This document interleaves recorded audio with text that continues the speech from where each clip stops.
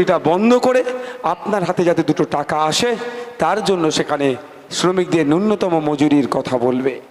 আপনারা খামচিহ্ন করে যদি পার্লামেন্টে পাঠান, আপনাদেরকে আমি দায়িত্ব নিয়ে বলতে পারি, বিগত 2019 থেকে 2024 সাল এই 5 বছরে একটা এমপি 1 বছরে 5 কোটি টাকা উন্নয়নের জন্য ব্যয়, 5 বছরে 25 কোটি টাকা উন্নয়নের জন্য একটা এমপির আসে। কিন্তু বন্ধুগণ, দুঃখের বিষয়, এই 25 কোটি টাকা কোথায় কোথায় উন্নয়ন করেছেন বিদায়ী এমপি সে তথ্য চাইলে দেবে না তারা। তাই চ্যালেঞ্জ করছে আপনাদের কাছে, তৃণমূলের বন্ধুরা ভোট চাইতে আসলে বা EVM মেশিনে সামনে গিয়ে দাঁড়ালে নিজেদের মনকে প্রশ্ন করুন, আপনাদের উন্নয়নের জন্য 1 বছরে 5 কোটি টাকা, 5 বছরে 25 কোটি টাকা কোথায় খরচ করেছে সেই তথ্যটা আগে বিদায়ী এমপি তথা তৃণমূলের প্রার্থী দেখাক, তারপরেই তৃণমূলকে ভোট দেবেন। তার আগে একটাও ভোট দেবেন না, কারণ এরা দেখাতে পারবেন। আমি আপনাদের বলছি কারণটা কি, এরা এই টাকা লুট করেছে, কাটমানিতে এই টাকা ধ্বংস করে দিয়েছে। আপনাদের উন্নয়নের জন্য টাকা এসেছিল, এরা লুটপাট করে খেয়েছে। তাই সময় এসেছে, যারা আপনাদের টাকা লুটপাট করে খেয়েছে, আপনাদের টাকা সঠিকভাবে ব্যবহার করেনি, সঠিকভাবে ইউটিলাইজ করেনি আপনাদের উন্নয়নের স্বার্থে, তাদেরকে একটাও ভোট নয়। তাই বন্ধুগণ, যদি আপনারা আমাদেরকে ভোট দিয়ে পার্লামেন্টে পাঠান, 1 বছরে 5 কোটি, 5 বছরে 25 কোটি কোথায় কিভাবে খরচ হবে টোটালটাই আপনাদের সাথে বসে, আপনাদের সাথে নিয়ে আমরা পলিসি তৈরি করব। যেখানে রাস্তার দরকার, যেখানে পানীয় জলের সমস্যা, যেখানে লাইটের সমস্যা, কোনো জায়গায় ক্যামেরা লাগানোর দরকার আছে, কোনো জায়গায় ব্রিজের করার দরকার, তো কোনো বিভিন্নভাবে যে তার এখতিয়ারের মধ্যে যে কাজগুলো করা যায় সেইগুলো করা দরকার। যদি আপনারা করে পার্লামেন্টে যদি আমাদেরকে পার্লামেন্টে পাঠান, তাহলে কিন্তু যে কাজ উন্নয়নমূলক যে কাজ হবে সেটা সবটাই আপনাদেরকে সাথে নিয়ে হবে। আর একটা কথা বলছি, আপনারা হয়তো অবাক হয়ে যাবেন, বাস্তব কথা বলছি। এই ধরনের এই ঢালাই রাস্তাটা দেখতে পাচ্ছেন তো, ঢালাই রাস্তাটা কত 6 ইঞ্চির গেজ হবে নাকি কত, ধরুন এই বোঝানোর জন্য বলছি, 8 ফুট চওড়া 6 ইঞ্চি গেজ, কি 8 ফুট চওড়া 8 ইঞ্চি গেজ কি হয়, 6 ফুট চওড়া করা 6 ইঞ্চি গেজ করে, 2 ফুট চওড়া সাইটের খায় আর 2 ফুট গেজের। আপনারা জানতেই পারলেন না, ঢালাই করে বেরিয়ে গেল, এই টাকাটা তারা লুটে নিল। তাই আপনাদের বলবো, এমপি ল্যাডের 5 কোটি টাকা দিয়ে যে কাজ হবে সমস্ত কাজে তদারকি আপনারা করবেন। কেমন, ধরুন একটা 100 মিটারের ঢালাই রাস্তা হবে, যে 100 মিটারের ঢালাই রাস্তা হবে কোথায় করলে ভালো হয় যেটা আপনারা বলবেন সেটাই হবে। দ্বিতীয় কথা, ওই কাজের জন্য শিডিউল তৈরি হবে, কত বাই কত, কত ফুট চওড়া রাস্তা হবে, কত মিটার রাস্তা হবে, কতটা গেজ হবে, কি রড, কত রড হবে, কি বালি হবে, কি সিমেন্ট হবে, কি পাথর হবে, টোটাল এই একটা শিডিউল হয়, সেটা টাঙিয়ে দেওয়া হবে। আর ওই কাজটা ঠিকঠাক হচ্ছে কি হচ্ছে না, কারণ আপনাদের বলে রাখি, বলা আছে হয়তো 12 রড দিয়ে ঢালাই হবে, সেটা 6 রড দিয়ে ঢালাই হয়, 6 কে কি করে খেয়ে নেয়। তা আপনারা জানতেই পারবেন না। 1 নম্বর সিমেন্ট দিয়ে কাজ করার কথা বলা থাকে, তার পরিবর্তে হয় কি 2 নম্বর 3 নম্বর ডুপ্লিকেট সিমেন্ট দিয়ে কাজ করে যায়, ফলে কি 2-4 বছরের মধ্যে সেটা ভেঙে যাচ্ছে। সেটা হতে দেওয়া যাবে না। জনগণের ট্যাক্সের টাকায় যে কাজ হচ্ছে, জনগণ সেটা তদারকি করবে, জনগণ সেটা দেখভাল করবে। তাই আমরা আপনাদের বলে যাই, আপনাদের এখানে যে কাজ হবে 1 কোটি বছরে, 5 কোটি 5 বছরে, টোটালটাই জনগণের নজরদারিতে হবে। আমরা একটা মনিটরিং কমিটি করে দেবো, যেখানেই কাজ হবে একটা মনিটরিং কমিটি থাকবে। সেই মনিটরিং কমিটিতে কারা থাকবে, এলাকার শুভবুদ্ধি সম্পূর্ণ মানুষেরা থাকবে।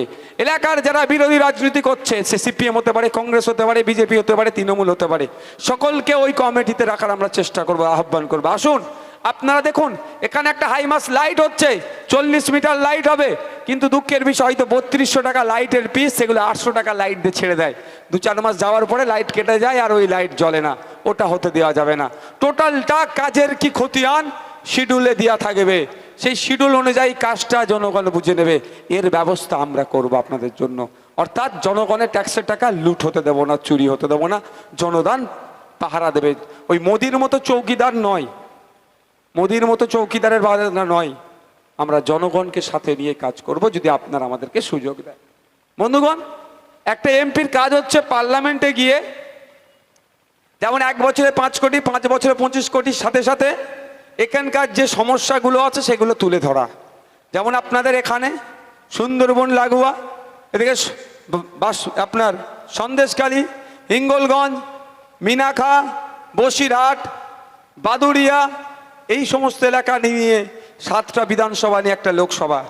এই 7টা বিধানসভার মানুষের একরকম সমস্যা নয়, আলাদা আলাদা সমস্যা আছে। এই সমস্যাগুলো সমাধান কে করবে, কোথা থেকে হবে? সমস্যাগুলো সমাধান দেশের যারা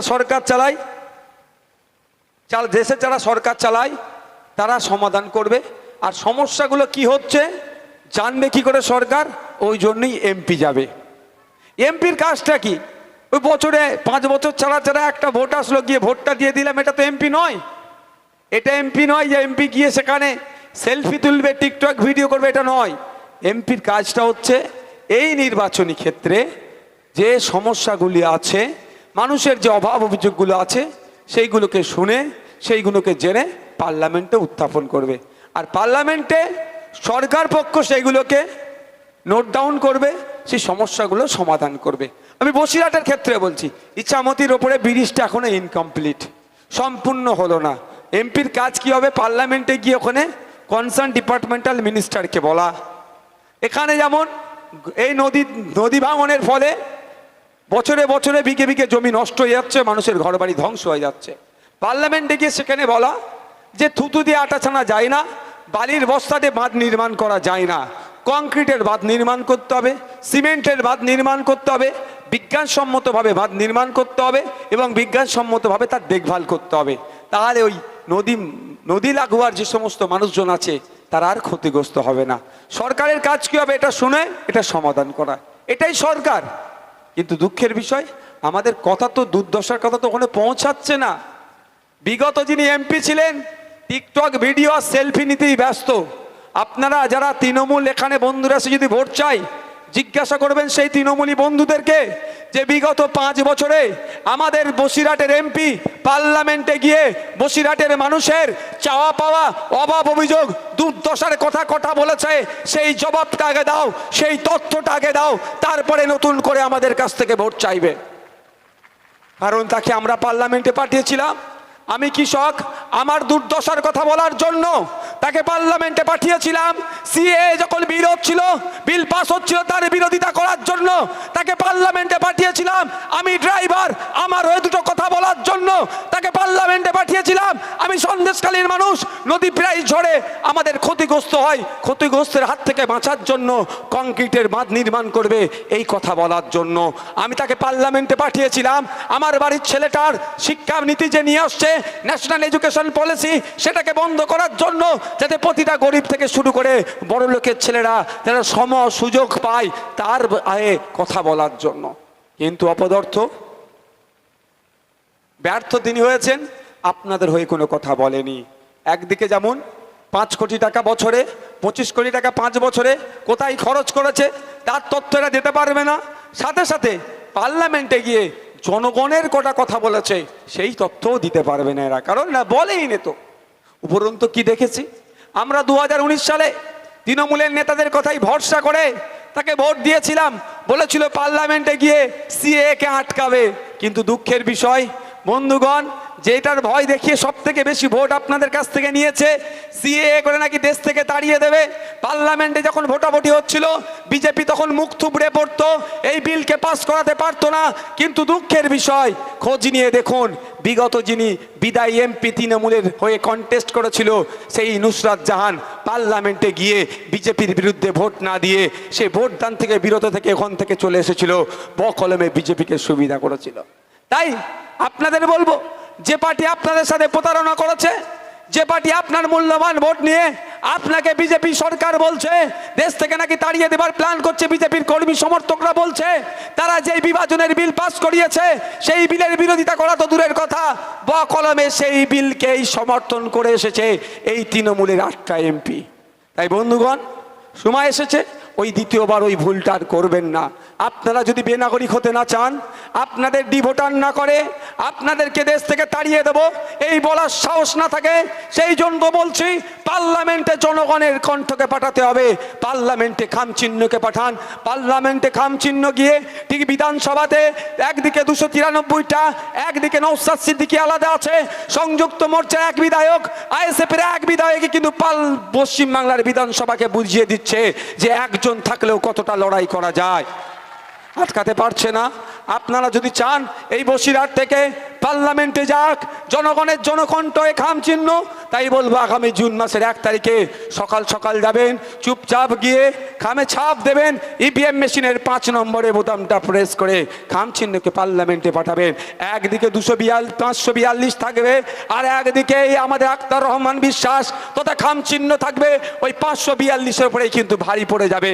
বসিরহাটের মানুষের হয়ে শুধু লড়াই করবে না, বাংলার মানুষের হয়ে শুধু নয়, সমগ্র দেশের মানুষের হয়ে দেশের আইনসভার মধ্যে চোখে চোখ রেখে লড়াই করবে খাম চিহ্ন, যদি আপনারা সুযোগ দেন। কারণ আপনাদের সুযোগ ছাড়া তো হবে না। আমি তো রাতের অন্ধকারে এসে বলবো না 2000 টাকা আর বিরিয়ানির প্যাকেট দিয়ে ভোট করাও, ও আমার দ্বারাই হবে না। ভাই যারা ওখান থেকে আছেন একটু মহিলাদেরকে ছেড়ে আপনার এদিকে চলে আসুন না, পিছনে অনেকটা জায়গা আছে। ভাই উপরে যারা আছেন ভাই একটু চলে আসুন, এদিকে চলে আসুন না। এদিকে মহিলারা আছে, একটু মা বোনেদেরকেও দেখতে হবে, ওনারাও তো ভোটার। মায়েদেরকে 1000 টাকা দিয়ে ঘরে আটকে রাখতে পেরেছে মায়েরা? পারেনি। মায়েরা বেরিয়ে চলে এসেছে। কি মায়েরা 1000 টাকা 1200 টাকা দিয়ে আটকাতে পেরেছে? পারবে না। কারণ মায়েরাও বুঝছে তো 1000-1200 টাকা দিচ্ছে মায়েদেরকে, আর মায়েদের ফুটফুটে সন্তানগুলো যারা ক্লাস 3, যারা ক্লাস 4, যারা ক্লাস 5, যারা ক্লাস 6-এ পড়ছে, একটু গিয়ে দেখুন। আজকের পরে বাড়ি যাবেন মা, বাপেরাও বলছি বাড়ি যান, গিয়ে দেখবেন ক্লাস 3-4-এর বাচ্চাটাকে ডাকুন, ডেকে অঙ্কের বইটা গণিতের বইটা খুলে দিন, বলুন বাবু অঙ্কটা করে দে তো। 100টা বাচ্চাকে ট্রাই করবেন, 90টা বাচ্চা ফেল করবে, অঙ্ক করতে পারবে না। ক্লাস 5-6-এর বাচ্চাকে ডাকুন, ডেকে বলুন কিসে পড়িস, বলে 5 কি 6-এ, তোর নাম, তোর বাবার নাম, তোর মায়ের নাম, কোন ক্লাসে পড়িস, কোন স্কুল ঠিকানা ইংলিশে লিখে দিতে বলুন। 5-6-এর বাচ্চা সন্তানগুলো, ছাত্রীগুলো ফেল করবে। আর আমার হাতে আমার বাড়ির মহিলা সদস্যর হাতে 1000 টাকা দিয়ে বলছে নাকি মাথা কিনে ফেলেছে। আসলে 1000 টাকা দিচ্ছে সুকৌশলে, আপনার হাত দিয়েই কিন্তু আপনার ছেলের ভবিষ্যৎটাই মমতা ব্যানার্জি ধ্বংস করে দিচ্ছে। তাই মায়েদের ধন্যবাদ জানাবো, 1000 টাকায় মায়েদেরকে ঘরে আটকে রাখতে পারেনি। ইন্ডিয়ান সেকুলার ফ্রন্টের ডাকে এই প্রোগ্রামে এসে আপনারা সমাবেত হয়েছেন। তাই মায়েদের বলবো আওয়াজ তুলুন, 1000-1200 পরে হবে, 1000-1200 থেকে আগে এই বাচ্চাগুলো যেগুলো প্রাইমারি স্কুলে যায়, 300টা শিক্ষক থাকলে, 300টা ছাত্র থাকলে মাত্র 3টে শিক্ষক দিচ্ছে। যে তালা খুলছে, সেই ঘন্টা মারছে, সেই প্রেজেন্ট করছে, সেই মিড ডে মিলের দেখভাল করছে, সে আর কিভাবে পড়াবে ভাই? পুরো আমাদের ছেলেদের ভবিষ্যৎগুলোকে ধ্বংস করে দিচ্ছে। আর খোঁজ নিয়ে দেখুন, অভিষেক ব্যানার্জি, মমতা ব্যানার্জি, দিলীপ ঘোষ, শুভেন্দু অধিকারী,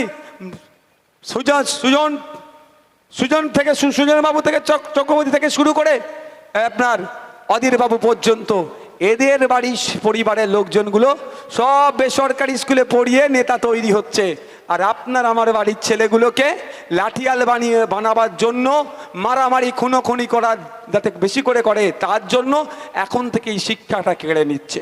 পশ্চিমবাংলাতে 8500 শিক্ষা প্রতিষ্ঠান এই নুরুল হাজিদের সরকার বন্ধ করছে। আর সেই 8500 শিক্ষা প্রতিষ্ঠানগুলো কোথায়? যেখানে মুসলমান সমাজের ছেলে মেয়েরা বেশি থাকে, যেখানে মুসলমানরা বেশি বসবাস করে, সেই সমস্ত এলাকার শিক্ষা প্রতিষ্ঠান বন্ধ হচ্ছে। যেখানে দলিতের সন্তান, দলিতরা বেশি থাকে, সেই সমস্ত এলাকার শিক্ষা প্রতিষ্ঠান বন্ধ হচ্ছে। যেখানে আদিবাসীরা বেশি থাকেন, যেখানে নমশূদ্ররা বেশি থাকেন, যেখানে মতুয়া সমাজের, পিছিয়ে বর্গের সমাজের মানুষরা বেশি থাকেন, সেই সমস্ত এলাকার শিক্ষা প্রতিষ্ঠান এই হাজী নুরুল ইসলাম সাহেবদের সরকার বন্ধ করে দিচ্ছে।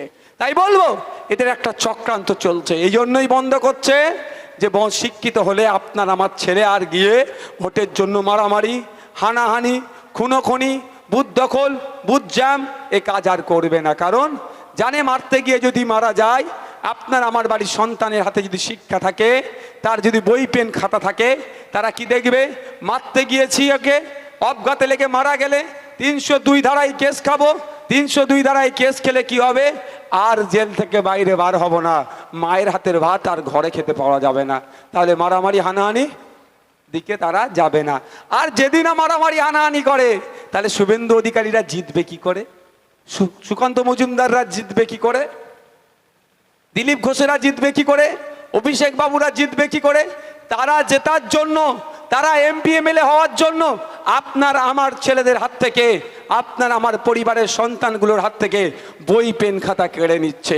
তাই বলবো আপনাদেরকে, এই অপদার্থ, এই অপদার্থ বিজেপি সরকার, জুমলাবাজের বিজেপি সরকার সবকা সাথ সবকা বিকাশ বললেও আদানি আম্বানিদের সাথ দিচ্ছে আর গুজরাটের বিকাশ করছে, বাংলাকে তারা বিমাতৃসুলভ আচরণ করছে। বাংলার যে 8,500 শিক্ষা প্রতিষ্ঠান বন্ধ হতে চলেছে, একবারের জন্য শুভেন্দু অধিকারীর মুখে কোনো আওয়াজ শুনলাম না এটা বন্ধ হতে দেওয়া যাবে না, এটা বলতে শুনলাম না। না সুকান্ত মজুমদার না মোদী অমিত শাহ বারবার বাংলাতে এসে অনেক কথা বললেও, অনেক ডায়লগ দিলেও পশ্চিমবাংলার 8,500 শিক্ষা প্রতিষ্ঠান কোনোভাবেই বন্ধ করতে দেওয়া যায় না, এ কথা কিন্তু তাদের মুখে শুনলাম না। কারণ তারাও জানে এই যে শিক্ষা প্রতিষ্ঠানগুলো বন্ধ হচ্ছে, যেখানে আদিবাসীরা বেশি থাকে, দলিতরা বেশি থাকে, মুসলমানরা বেশি থাকে, সেই সমস্ত এলাকার শিক্ষা প্রতিষ্ঠান বন্ধ হচ্ছে। আর দলিত, আদিবাসী, মুসলিম, পিছিয়ে বর্গের মানুষেরা যদি উচ্চ শিক্ষায় শিক্ষিত হয়ে যায়, তাহলে মোদীদের, এই বিজেপিদের, এই শুভেন্দুদের, এই সুকান্তদের বিভাজনের রাজনীতিতে তাহলে আর পা দেবে না, তাহলে ওরা ক্ষমতায় আর থাকতে পারবে না। তারাও চাইছে এই দলিতের সন্তান, আদিবাসীর সন্তান, মুসলমানদের সন্তানগুলো অশিক্ষিত হয়ে থাকুক। ওই জন্য এই শিক্ষা প্রতিষ্ঠান বন্ধ করে দিচ্ছে এই তৃণমূলের সরকার, তার বিরোধিতা করছে না। তাই ভাবুন আপনারা, মায়েরা ভাবুন কাকে ভোটটা দেবেন। আপনারা ভোট দিয়ে যদি আমাদেরকে পার্লামেন্টে পাঠান, খামচিহ্নকে পার্লামেন্টে পাঠান, খামচিহ্ন পার্লামেন্টে গিয়ে এই শিক্ষা প্রতিষ্ঠান বন্ধের জন্য চিৎকার করবে। আপনারা অনেকে হয়তো শুনেছেন বা অনেকে হয়তো জানেন না, পশ্চিমবাংলার আইনসভার মধ্যে আমি একজন বিধায়ক, আমি বারবার এই 8,500 শিক্ষা প্রতিষ্ঠানের বিরোধিতা করে গিয়েছি। এ কর্ণপাত করছে না হয়তো, আমি আপনাদের কাছে বলবো এই কণ্ঠকে শুধুমাত্র পশ্চিম বাংলার মধ্যে সীমাবদ্ধ করে রাখতে চাইছি না, আমরা আমাদের কণ্ঠকে দেশের আইনসভার মধ্যে পাঠাতে চাইছি। তাই পশ্চিম বাংলার আইনসভাতে নওশাদ সিদ্দিকী চিৎকার করবে, দেশের আইনসভাতে আখতার রহমান বিশ্বাস চিৎকার করবে, মধ্যখানে জনগণ আছে তাদেরকে নিয়ে আন্দোলন সংগঠিত করব। এই মমতা ব্যানার্জি সরকার 8,500 শিক্ষা প্রতিষ্ঠান বন্ধ করার আর সাহস দেখাতে পারবে না, আর সাহস দেখাতে পারবে না। তাই বন্ধুগণ ভাবুন, ভোট দেওয়ার আগে একটু ভাবুন। অনেকে অনেক কথা বলবে, মিষ্টি মিষ্টি করে ভোটটা নিয়ে নেবে, বিপদে কাউকে পাওয়া যাবে না। যখন 2019 সাল সিএ নিয়ে যখন বলেছিল সিএ করে নাকি দেশ থেকে তাড়িয়ে দেবে, এই বসিরহাটের মানুষের, এই মিনাখার মানুষের, এই হাড়োয়ার মানুষের, এই আপনার বাদুড়িয়ার মানুষরা চিন্তিত হয়ে গিয়েছিল, তখন কোনো কিন্তু দিদি দাদা আপনাদের পাশে দাঁড়ায়নি, নাটক করেছে, ক্যাকা ছিচি করে করেছে প্রোগ্রাম ডেকে, কিন্তু সুপ্রিম কোর্টে কেউ যায়নি। সেই সময় আপনাদের হয়ে সুপ্রিম কোর্টে আমি নওশাদ সিদ্দিকী লড়াই করেছিলাম, আপনাদেরকে দেশ থেকে না কেউ তাড়াতে পারে। তাই সময় এসেছে একটু ভেবে চিনতে ভোটটা দেবেন, মিষ্টি মিষ্টি কথা বলে ভোটটা নিয়ে নেবে, সেইটাই গলে যাবেন না। আপনারও একে কথা বলবে, আপনারা এই লড়াইটাকে শেষ পর্যন্ত করবে, সেটা ভাবুন, তারপরে আপনাদের মূল্যবান ভোটটা আপনারা দেবেন। আমি জোর করব না, রাতের অন্ধকারে 2,000 টাকা বিরিয়ানির প্যাকেট দিয়ে আমি ভোট চাইবো না। তবে এটা আমি অনুরোধ করবো, যদি রাতের অন্ধকারে 2,000 টাকা বিরিয়ানির প্যাকেট নিয়ে কেউ ভোট চাইতে আসে, 2,000 টাকার বিরিয়ানির প্যাকেটটা নিয়ে নেবেন, আর সকাল সকাল কি করবেন, চুপচাপ ইভিএম মেশিনের 5 নম্বরে ছাপটা দিয়ে দেবেন। হবে তো নাকি ভাই? গরম হচ্ছে বুঝতে পারছি, আমারও হচ্ছে, কিন্তু না বললে নয়, একটু বলতে হবে। আমি পশ্চিমবাংলার বিধানসভার মধ্যে মমতা ব্যানার্জিরা তো সবসময় বলে যে মুসলমানের উপকার করতে হবে, অনেক উপকার করেছি, আদিবাসীর অনেক উপকার করেছি, দলিতের অনেক উপকার করেছি। আমি শ্রমজীবী মানুষদের সন্তানদের কথা ভেবে আমি পশ্চিমবাংলার বিধানসভাতে মাননীয় শিক্ষামন্ত্রীকে বলেছিলাম, আর আমি তথ্য নিয়ে দেখেছি, যারা নেতা আছে দেখবেন তাদের ছেলে মেয়েগুলোকে সব বেসরকারি স্কুলে পড়ায়। কোনো নেতার ছেলে সরকারি স্কুলে পড়ে? একটু জোরে বলেন। এখানে যারা উপস্থিত হয়েছেন আপনাদের কজনের ছেলে বেসরকারি স্কুলে পড়ে? একটু হাত তুলবেন।